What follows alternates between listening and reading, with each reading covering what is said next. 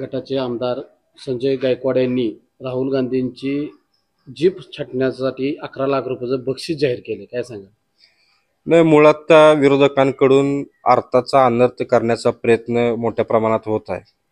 राहुल गांधी यांच्या त्या पूर्ण मुलाखतीमध्ये त्यांचा एकच जे कंटेंट आहे तेवढंच घेऊन त्याचा अर्थाचा अर्थ करून समाजामध्ये एक तेढ निर्माण करण्याचा प्रयत्न या सगळ्या मंडळींकडून होतोय.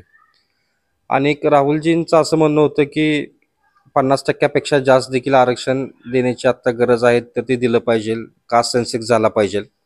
आणि जेव्हा समाजामध्ये समानता येईल तेव्हा आपण रिझर्वेशन संदर्भात बोललं पाहिजे, विचार केला पाहिजे. आणि या सगळ्या कॉन्टेस्टचा अर्थ वेगळा काढून समाजाची दिशाभूल करण्याचं काम करतात. आणि काही अडाणी आमदार संजय गायकवाड सारखे असतात की अशा पद्धतीचं वक्तव्य करतात. मला एवढंच सांगायचं आहे की तुम्ही तुमच्या लायकीत राहिलं पाहिजे.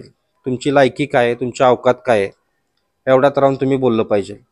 समाजानं तुम्हाला निवडून दिलंय लोकांची सेवा करण्यासाठी, कुणाची जीभ छाटण्यासाठी, कुणाचा हात काढण्यासाठी, पाय काढण्यासाठी नाही. आणि आमच्यात देखील योग कार्यकर्त्यांमध्ये राहुल गांधींचे आम्ही सगळे समर्थक आहेत. आमच्यात पण एवढा दम आहे. जर तुम्ही माफी नाही मागितली तर आम्ही तुम्हाला राज्यात कुठं फिरून देणार नाही, हे योग काँग्रेसच्या माध्यमातून आपल्याला इशारा देतो.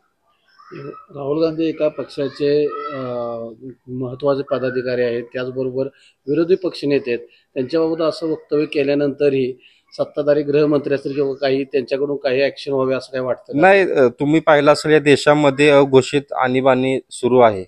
इथं सत्ताधाऱ्यांनी काही केलं तरी चालतं, सत्ताधाऱ्यांनी कुठलाही नियम धाब्यावर बसवलं तरी चालतं. पण विरोधकांची कुठं साधी चूक जरी झाली तर त्यांच्यावरती ईडी, सीबीआय अशा पद्धतीची कारवाई होतात. हे देशामध्ये गेल्या 10 वर्षापासून आपण पाहतोय.